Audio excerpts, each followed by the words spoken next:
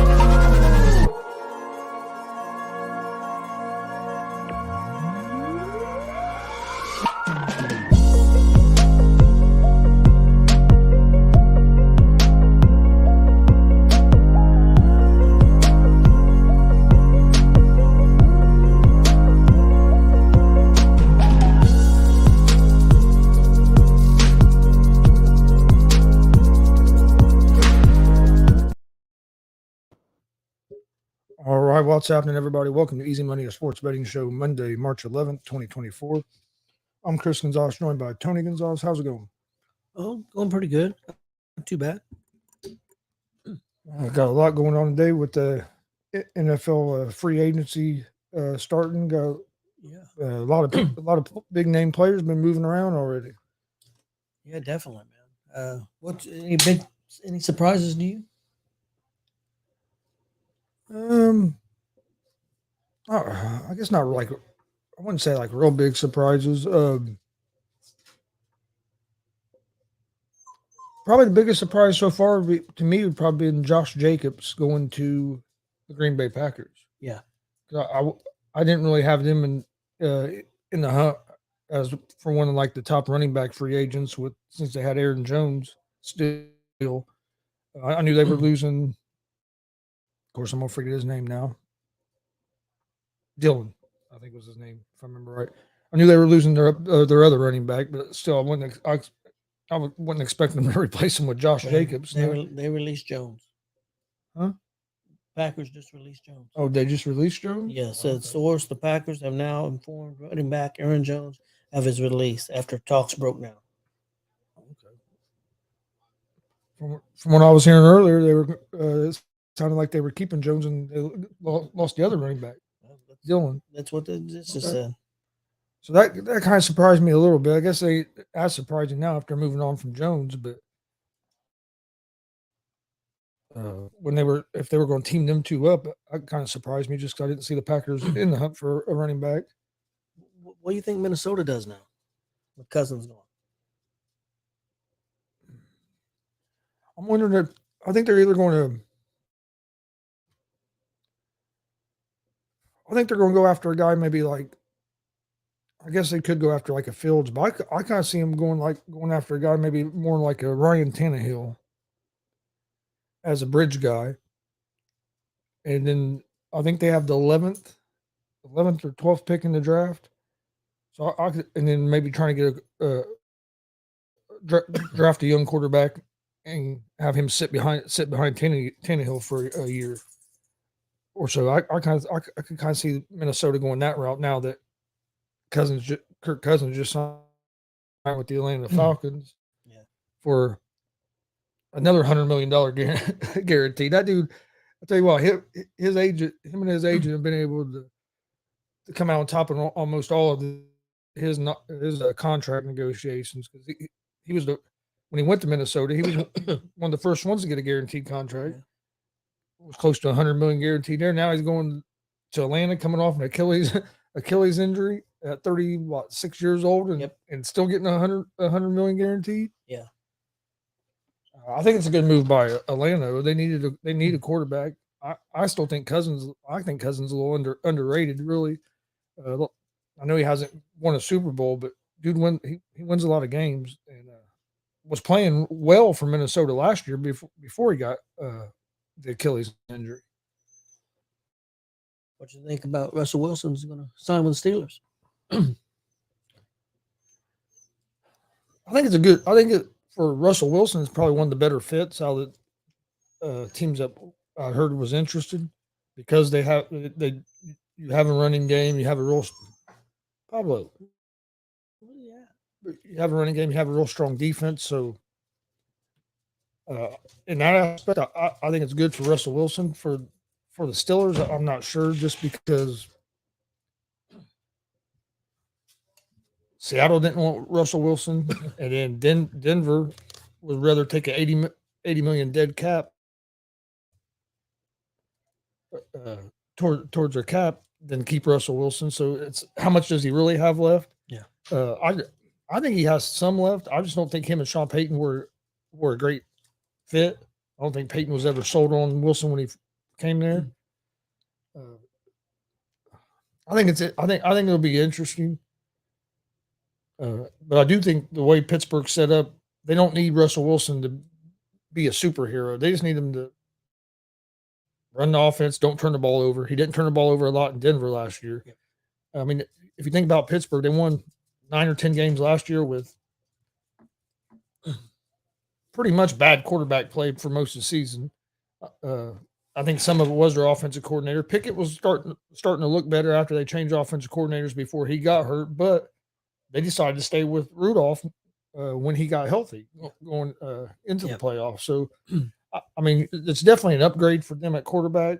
If they were able to win 9, 10 games last year, you would think that with Russell Wilson, they would at least be able to win maybe a couple more games. So you would think that they might be able to win maybe a 12 win team this year and should put them back in the playoffs. But that's a tough division. Yeah. And if Deshaun Watson's healthy for Cleveland, I know he hasn't been great since he's been there, but he was starting to play a little bit better before he got hurt. If he can get back up into some kind of form, and then now you got Wilson in that division. If Burrow's healthy, and I know I'm forgetting Lamar Jackson, who the reigning MVP. So I mean that's a tough division, especially if you look at the quarterbacks. Well, Cincinnati may have problems. Higgins requested a trade. I guess he's not happy being franchised. I think he'll end up being there. I mean, he's franchised this year, so they don't have to trade him.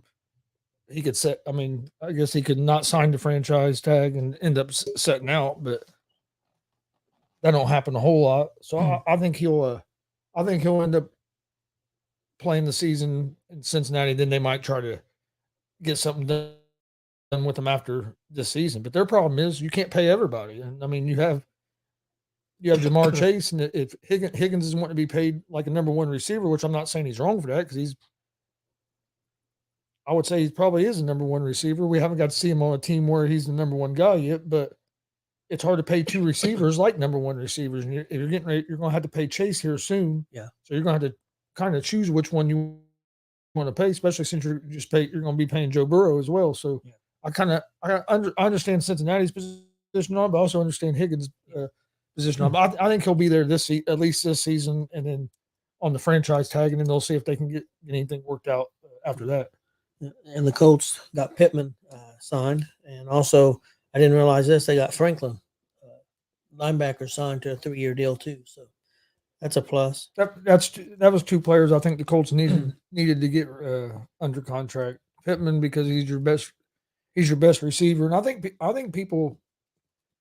Pittman's underrated. We're Colts fans, we see a lot of him, but I don't think people realize what kind of season he had last year. He had a real good season, with a backup. And Minshew played good. And I'm not putting Minshew down by any means. He played good, but with a backup quarterback. Yep. You were going to have a rookie quarterback, so you don't know how much better Richardson would have been by the end of the year than Minshew, if any. You don't know, but the way Richardson started out looked promising until other than he couldn't stay healthy. So I think, and with the young quarterback like Richardson. You need a number one. You need a guy like Pittman on your team. So I'm glad they did sign him. I still think we need some more help at receiver. I like the rookie. Well, not rookie now, but he was rookie last year. Downs. I think I look for him to have a big year this year. He showed a lot of promise as a rookie. But I still think they need to either get another receiver or they got to find a tight end that can make a tight end that can make some kind of a difference. We don't have that right now. No, we don't. And on the defensive side of the ball, I mean, you end up trading Leonard away in the middle of the season. A big part of that was because of how good Franklin had been over the last couple of years. So, I mean, Franklin's led the team, and I think was close to leading the NFL in tackles. So, I mean, that's a guy I think was a smart move to get him back. Franklin was outstanding last year.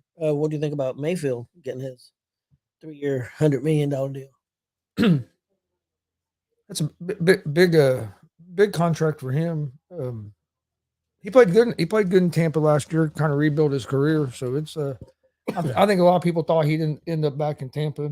Only way I don't think he would have ended up in Tampa is if they would have decided to go with somebody like Russell Wilson. But they decided to stay with, and he got a pretty good deal too. He didn't get like top QB money, but he didn't get. It wasn't like he got like low QB money either. He got middle of the road QB money. So it's a good deal for him. I'm glad to see him kind of revitalize his career a little bit because it looked like after what happened in Cleveland that he might be on his way out of the league. Yeah. Because, I mean, went to Carolina. They got rid of him. You finished that season with the Rams. And then, I mean, when he got that job at Tampa, he wasn't guaranteed to be the starter. You know, I mean, he had to win that job. He was able to win it, and then he played well and got him to the playoffs. Yeah, and I think his team's behind him too. I don't think he's ever had that anywhere he's been. I think this may be the first time, honestly. And the coaching staff, I don't think he's ever really got a fair shake. I mean, Cleveland definitely went behind him. I still think they done him wrong, but as bad as that team was when he got there, and then he got them to the playoffs, won a playoff game, and then they just played hurt, and then they just shipped them off. Yep. That's the thing. I don't know that we'll see. But I don't know. So far, I don't think Deshaun Watson's quarterback play has been any better than what Mayfield's was. That's just my opinion. But now we'll see. He seemed like he was on the upswing towards the end of the year. We'll see what happens. Yeah, so far I don't think he's been. If he's been better, it hasn't been a whole lot better. But he was starting. He was starting to show some signs of getting back towards his old form last year before he ended up getting shut down for the season. Yeah. That's a tough division. Yep. Might be the best division in football right now. Yeah, probably is. Especially if Joe Burrow's healthy. Another one could be pretty. I mean, it's going to be young, but the Colts division. Yep. With the Jaguars and the Houston team. Tennessee, we don't know about. I seen they got Pollard.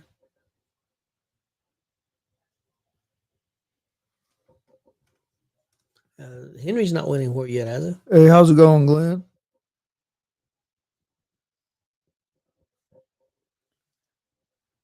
I don't believe Henry signed anywhere yet. No, Henry still hasn't signed nowhere. You had Saquon go to the Eagles. That kind of surprised me a little bit because they went and got Swift last year, and it seemed like they liked him, and then you move on from him, and then now you're spending, I mean, pretty good amount on another running back. I would say you're spending more on Saquon than probably what you had on Swift. So that surprised me a little bit on that move. The Giants, I don't know what what their plan is. I mean, because that was their best weapon they have with Saquon. Yeah, I agree. It don't quite make sense to me. So what do you get? About 14 a year? Yep.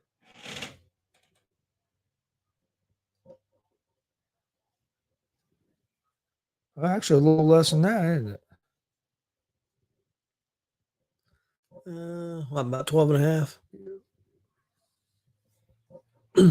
I guess that's not terrible for running backs these No. days. Running backs are so Kirk Cousins signed a 4-year deal worth 180 mil, reported up to worth 180 million, and I had seen that 100 million of it was guaranteed. See, that's a big difference. Like Mayfield got 100 million for 3 years, I think it was, but only 30 million guaranteed. Could be worth up to 115, could be max, but only 30 million guaranteed. That's the big difference.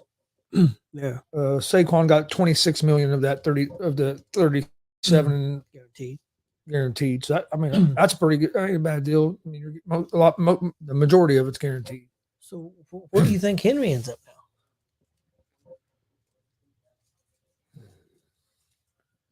Yeah, I'm not sure because see, Swift went to Chicago. Of course, I'm gonna forget now, but Dallas is running back. Pollard, he went.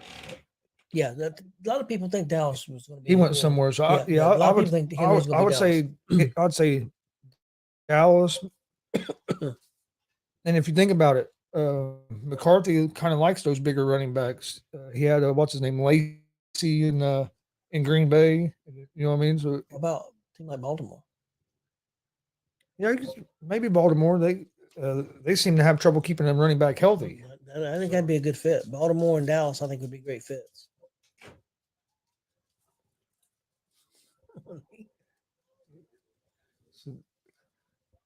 Yeah, I would say Dallas, but I could see maybe Baltimore. I think Dallas is definitely the favorite.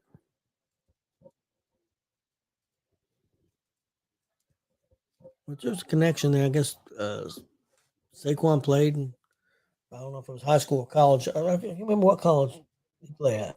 Saquon? Yeah. Penn State. Yeah, Penn State. So he's from that Pennsylvania area. Yeah. So that makes sense. So.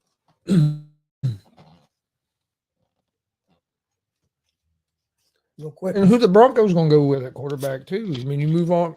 You decide you want to move on from Wilson. That's all fine and dandy, but I think they're going to draft somebody. I assume. I think a lot of people think that I've read a lot that they think McCarthy from Michigan might be a fit there. I've also heard Bo Nix Mm-hmm. because a lot of people compare him to kind of like Drew Brees with his accuracy and everything, and Sean Payton likes a guy like that. That Sean Payton wants a guy that's going whatever play he calls. That's what they're going to do. They're not going to try to do anything extra. They're going to just. He's kind of like Shanahan, where he believes, hey, you run my play, it's going to work. But run my play how it's supposed to be ran. Don't. And I think that's where some of the stuff with Peyton and Russell Wilson went wrong. And I think that's why I think they think a guy like maybe McCarthy or Nix might fit in there well. But you got a big hole to dig out of, especially when you're giving up. You have that much dead cap. That's true. Now, since we just read here a second ago about Jones, where could he end up? He's a pretty good running back. Yeah. Well, you would think maybe if Dallas is interested in Henry, you would think they'd be interested in Jones as well. And yeah. I think I'm pretty sure Jones was there when McCarthy was there. I believe so. Yeah, that could make some sense.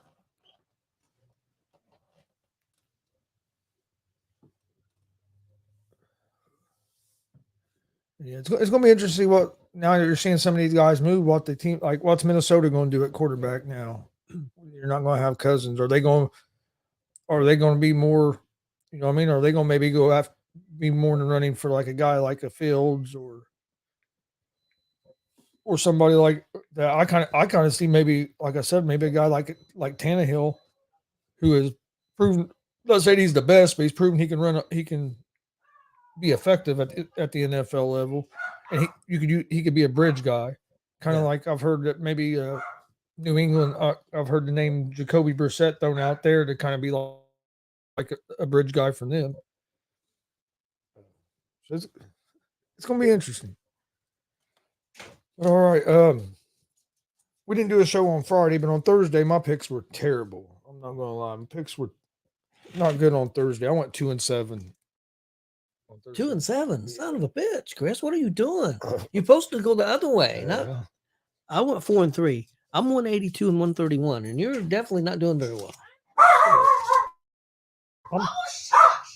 I think what you should do is write down. I'm 200 and 100. I'm doing good. No, maybe the other way, 100 and 200. No, I'm a 165 and 179. I think you should write down your picks, and whatever you have win, and switch them. Now I'm going. Now I'm gonna go with Stevie's strategy. Go the reverse. That's it. That's his new strategy. Pick opposite of what I was going to.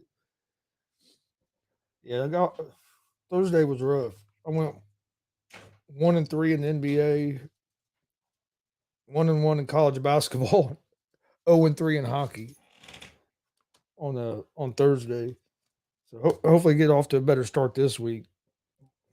Last year I was like 150 games over 500 with my picks. Getting off to a slow start this year. Real quick before we start with the picks, I just want to give a shout out to two local here. We're from Muncie, Indiana, and we got two local high school basketball teams doing really well right now. Wapahani Raiders are going to play next Saturday. They won the original game this past Saturday. They're going to play in the semi-state, chance to go to state, and also the Delta Eagles when they're regional and going to semi-state. So, one win away from going to the state championship. So, two. Yeah, that's right. Semi-state, two games. You're right. They you're right. Play a morning game and then that's right. And then evening game. It's weird because I think regionals was just one game, and you go to semi-state and you play two games in one day, and you really don't do that much in high school basketball not anymore. They used to always be that way. You did that at sectionals. Yeah. Well, especially regionals. Not much of sectionals because it was like Thursday, Friday, Saturday, but regionals, semi-state, and state, you took two games each day. Yeah, I think Delta and Wapahani both play like at 10 o'clock Saturday morning, and then if they win that game, they'd of course play in the semi-state championship game later that day. They're in different semi-states, different classes, so they won't play each other. But yeah, Delta, I believe, plays Fairfield, if I remember correctly. They play Fairfield, about the same record as them. Yeah. And Wapahani plays at 10 in the morning. I do know that, but I don't remember who they play. North Judson. Yes. Because the reason I remember that because I was like, I've never even heard of this damn school. And I think Delta plays at 10. It's either 10 or 10:30. Delta plays, so they'll be playing at the same time Saturday morning. And I think Delta's in Logansport, I think is where they're at. Yes. I forget where Wapahani is. Lafayette. So, neither one of them are close. Both of them are pretty decent drive. Yeah. I hadn't told you this, but Saturday night I was going out to a buddy's house to watch UFC and then watch some of the college wrestling. But Delta, of course, had won regionals earlier that day. I'm heading out to my buddy's house, and I'm going down 28 here in town, or right outside of town. And the caravan of Delta coming back from semi-state or from regionals, I mean, there was probably 6 fire trucks, 8 cop cars, a couple of ambulances, all leading the buses down 28. And it had the damn highway. Had the highway shut down basically because this side of the road everybody was stopped, and then they're coming down the road. There was at least, I'll say at least 8 fire trucks, probably 10, 12 cop cars. But it was I mean, it was pretty cool to see. Plus you had I'm assuming a lot of more parents and fans right around it. But yeah, they had the sirens and everything on. So but yeah, it was pretty cool. But yeah, I said look on the highway for about 5 minutes while while the whole day caravan went through, but it was cool to see. It has to be a little different for like the county schools, like the city schools. When you win, yeah, they do that, and you have that big caravan, but you're going through like town. Yeah. Where like a school like Delta, well, and even Wapahani, you really don't. I mean, Wapahani, I guess you have a little bit of a town you can go through right there with Selma, but still, you know what I mean? It's not, you don't have like city schools do. Like, Yeah. hell, the whole trip for Delta is basically all highway. Yeah, that's true. But yeah, I listen to both, most of both those games on the radio Saturday. So Delta won on two free throws with 0.06 seconds left.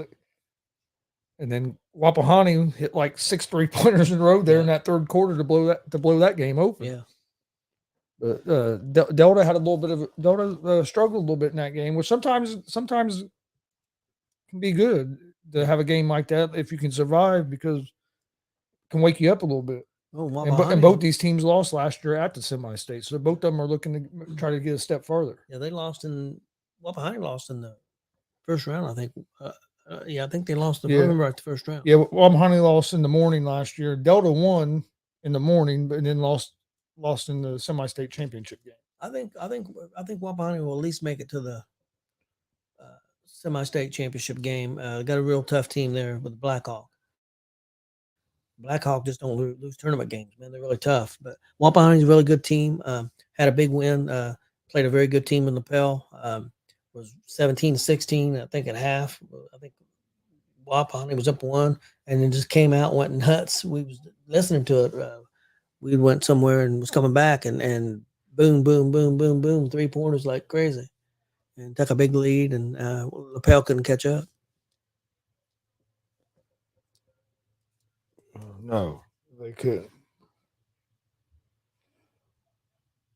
All right, we'll get these pulled up.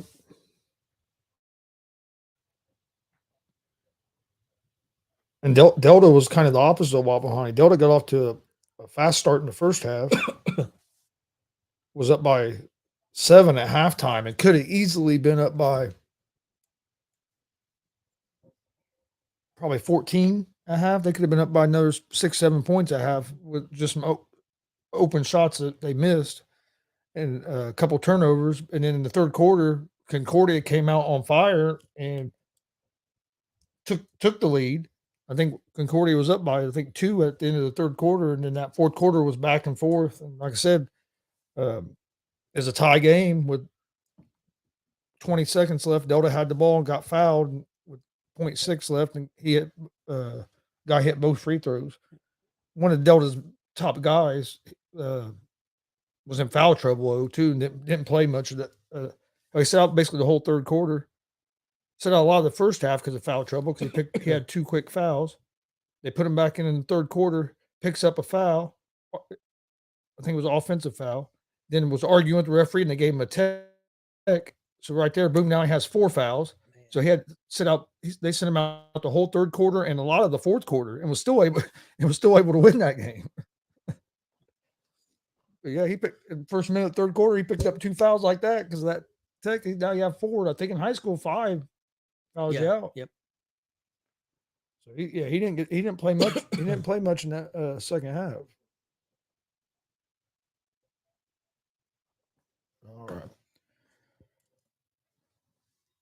All right. NBA tonight. I ended up going with 3 games. Pacers got a big win last night. I've seen that. Yeah, Big Glenn was at that game. Yeah. You seen a picture of him they're sitting right with him, right in the middle of all them Orlando fans with his Pacer stuff, raising hell. Got off to a slow start. They were down by 15 there in the first half for a little while, then battled back. It was only down by 5 at halftime, and then second half they started to take over some. All right, I'm going with 3 games in NBA. First game, Phoenix Suns at the Cleveland Cavaliers. I like the Suns at the -6.5 on the road. They're -250 on the money line. Over under is 220.5. Damn it, forgetting his name. Donovan Mitchell for Cleveland isn't playing tonight. And it looked like Bill or Booker is a good chance he's going to come back and play tonight. So I like the Suns at the minus 6.5. Then I'm gonna go with the Dallas Mavericks on the road at the Chicago Bulls. The Mavericks are 4-point favorites, minus 174 on the money line. The Bulls are plus 146 on the money line. Over unders at 232. I like Dallas at the minus 4. And then my last game is going to be the Golden State Warriors at the minus 4.5 on the road at the San Antonio Spurs. The Warriors are minus 205 on the money line. Spurs are plus 172 on the money line. Over under for this game is at 227. I like the Warriors here at the minus 4.5. Warriors been playing pretty good basketball here as of late, starting to get healthy. Other than Curry did roll his ankle the other night. Haven't heard a whole lot about how that is, but as long as he's healthy, they're pretty healthy. I think moving in the right direction. So I like the Warriors at the minus 4.5.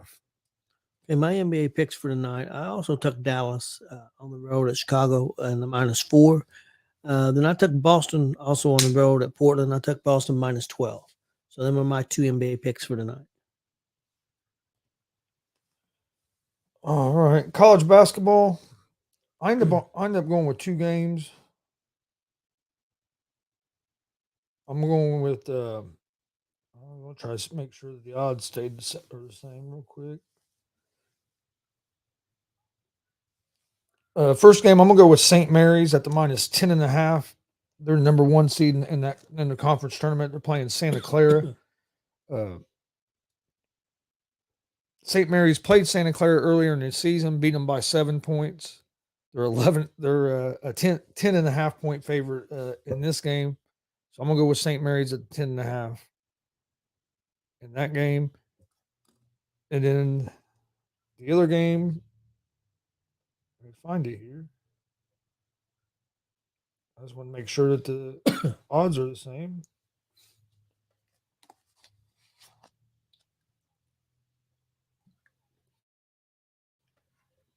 Well, I'm going to look it up real quick, but I like Gonzaga at home against San Francisco.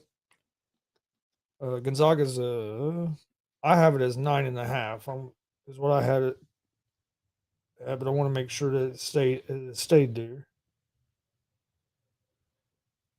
It's 8.5 now.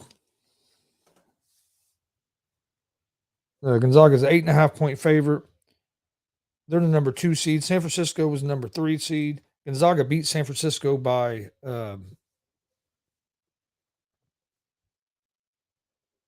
like 12 points or 12 or 4, no, 18 points. 18 points earlier in the season. So I like Gonzaga at the minus 8.5. So I'm going to go with Gonzaga minus 8.5 and St. Mary's at the minus 10.5. Okay, my college picks for tonight. I've got Wisconsin, Milwaukee on the road at Northern Kentucky. I'll take Wisconsin, Milwaukee plus the 1. Then I have Lamar at home minus 8.5 against New Orleans. And then I've got College of Charleston at home minus 5 against Townsend. That's my college picks for tonight. All right. And then in hockey, I went with 2 games. I'm going with the Rangers on the money line at home against the Devils. I'm going to go with the Islanders on the money line on the road against the Kings. Islanders are actually a slight underdog in that game. Yeah. My NHL picks for tonight. I've got the Rangers money line at home against New Jersey. Then I have Boston money line at home against St. Louis Blues. Then I have Winnipeg money line at home against the Capitals. And then I have the Islanders on the road. I'll take them money line against the LA Kings. That's my NHL picks for tonight. All right. Well, did you have anything else for today before we get out of here? No, good to go. We just we got a big show coming up here in just a little bit. GWR at 6:30. So everybody tune into that. We're gonna have a special guest, the ladies' man Mike King. It should be a lot of fun. And we got an interview coming up on Tuesday, I think, at 7. We got GWR tonight, and tomorrow Pro Wrestler Mark Haas will be joining us. So at 7 tonight at 6:30. Join us for GWR. Please hit that subscribe button on YouTube. Like and follow Facebook, Twitch, Twitter, Instagram, all at Gonzo Sports Room. We appreciate everybody watching, and we will see you guys tomorrow right around 3 o'clock with another episode of Easy Money, a sports betting show.